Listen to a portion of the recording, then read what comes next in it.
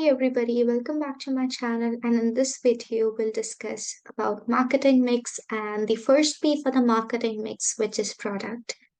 And the other videos for the marketing mix will be in the description box below if you want to see what other three P's are, if you want to understand about them. The link is in the description box. So let's get started. So let's first understand what market mix is. So it refers to different elements involved in the marketing of a good or service. And it's the four P's: product, price, promotion, and place. So whatever elements which are needed for the marketing of a good or service, it is the four P's: the product, price, and place, and promotion. And in this video, we'll just discuss about product. So, product is a good or service being produced and sold in the market. This includes all the features of the product as well as its final packaging. So, when we talk about product, it includes the product itself and also it includes the final packaging of the product. And products are of different types: consumer goods, consumer services, producer goods, and producer services. So, consumer goods and consumer services are goods and services which are directly used by the consumer, for example, a television or a radio or a mobile phone. But producer goods or producer services are the products and services which are used to generate some other product like machinery which makes 3D products, for example. So some producer or some company can use that product to generate other products. So those are called producer products. But the goods or services which are directly intended for the consumers to consume, those are consumer goods and consumer services. And these both type of goods and services are included in product. So let's see what the attributes for a successful product are. So first is customer satisfaction. So the product should meet the existing needs and wants, and it should also stimulate new consumer wants. So what consumers we already have, it should fulfill their needs and wants, but also the product should be in a way that the people who are not our consumers should become our consumers. So it's also making a new type of demand in a market. So that's the successful attribute of a product. Also, it should be distinctive. So it should stand out from competitors so that it generates new demand and more profits. Design and quality. Design, performance, reliability, and quality align with brand image. So the design, the performance, and the reliability of the product should be remained. And also the quality and the specifications of the packaging or the product should align with the brand image. So if there's a company whose brand image is that they're a high quality product, it's a luxurious product, so the packaging and the quality of the product should match what the brand image people have about that brand in their mind. Also, cost consideration. So it should not be overly expensive to produce, and pricing should cover the production cost. So this is very important because if the product is overly expensive, as in it's more expensive than it should ideally be, the quality is not that much how much we are pricing. So it wouldn't be a successful product. And also the whatever cost we keep for the product, the selling price, it should also align with the production cost so that we don't go in a loss. And there it is a process. We're going to discuss the new product development process. So what processes could be there if you want to produce a new product. So, first is idea generation. So, brainstorming based on customer suggestion, comparative analysis, employee ideas, sales data, and research inputs. So, using market research or customer suggestions or analysis, we generate the idea of a product about how a product should be made or what product should be made. Then we have idea selection. We decide which ideas to pursue further and abandon impractical or costly ones. So when there we do idea generations, there are going to be so many ideas we come up with, and we like all of them. But then we have to select ideas we have to go with so that we know it's practical to achieve by the company with existing resources they have, and also it's under the costs of the company. So that's how we do the idea selection. Then we do market research, so access potential success through sales forecast, market share analysis, and cost benefit analysis. So we do all sorts of forecasting analysis, cash flows to see and do sort of a market research to see how our sales would go. Maybe there's this product is mainly for winter, so maybe the product demand would be more in winter season and less in summer season, and how we are going to employ the cash flow so that there's a smooth working around this project. So we have to do market research in that way. Then we do prototype development.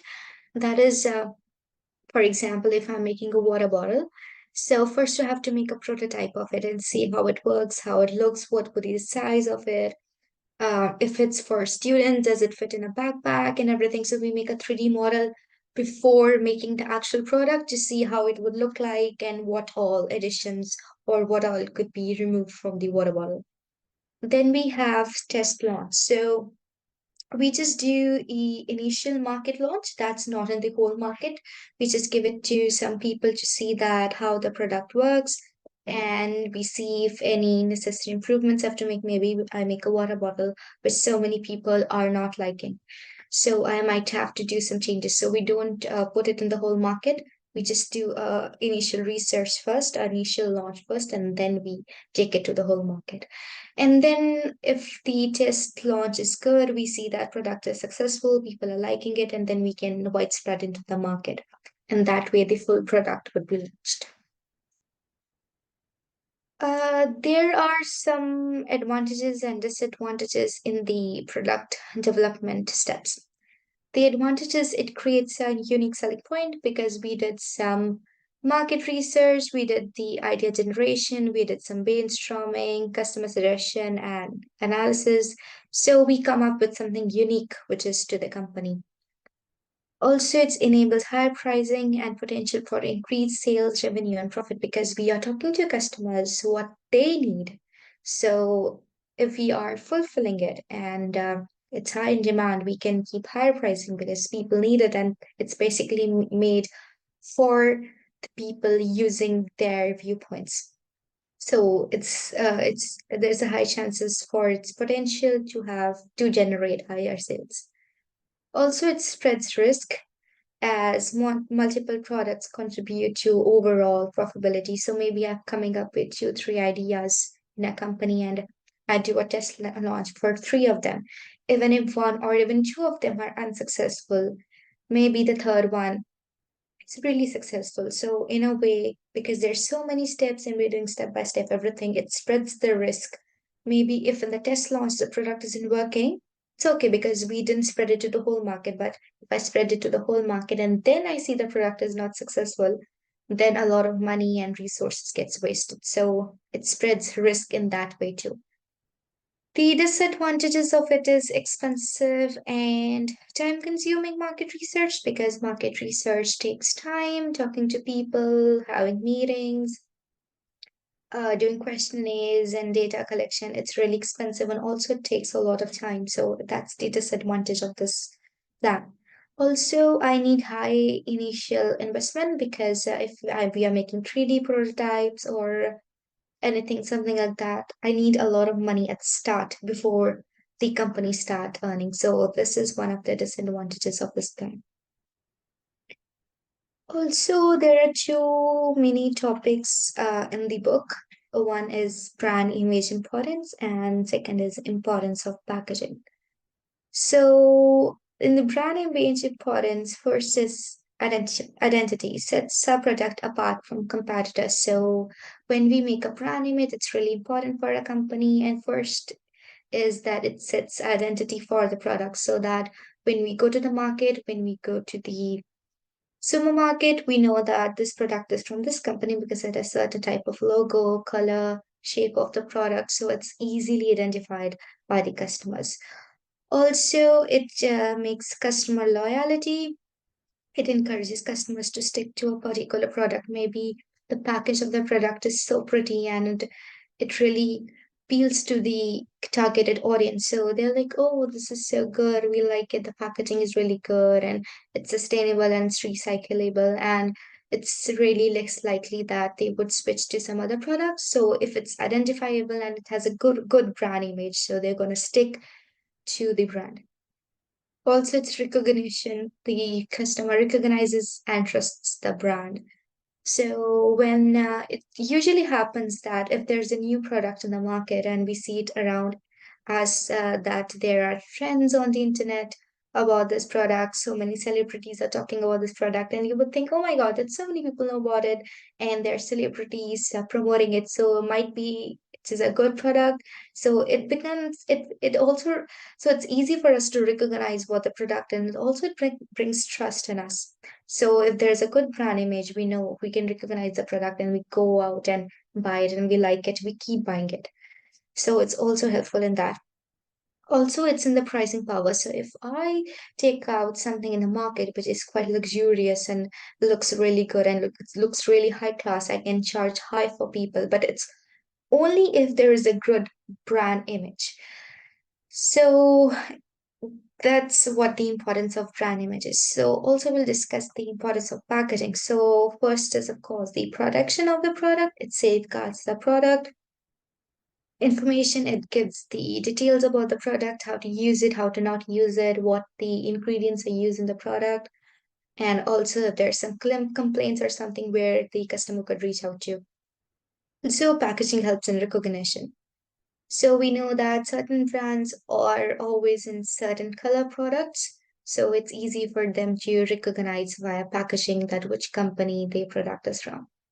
Also, freshness preserves product quality since it's in a container, it's well packed, it will be there for a longer period of time and it increases the shelf life of the product. Now we are going to see the product life cycle. So this is a very important topic for the examination. So the stages of a product undergoes from introduction to retirement in terms of sales. So this is how the life cycle of a product goes. So on the y-axis we have sales, and on the x-axis we have the stages it goes through. So at this point the product is not made, it goes up because it's at the introduction stage. From the introduction stage, it goes to growth stage. So it keeps on increasing rapidly until it reaches here. When it goes to maturity or stabilization stage, the sales are not they are not increasing, they're stable in a way. So it keeps stable, stable, stable. But after some time, the products demand starts falling, maybe because of there's changes in the market or there's a good competitor in the market. So the product goes towards decline and the sales keep on falling. So it's basically the product slowly grows and then rapidly grows, then it's stable for some time and then it starts falling. Now the sales of the product starts declining. But if you want to extend the PLC of the product, that it doesn't go to decline state and it keeps on growing and it stays in the market, we can follow three steps. One of the steps is finding new market and users. So maybe if I have made a toothpaste and I say that this could be used also for this purposes, so it opens the product goes into new market. Or also I could say that this toothpaste could be used for this thing. So in a way the demand keeps on increasing, as in it stays in the market for a longer period of time.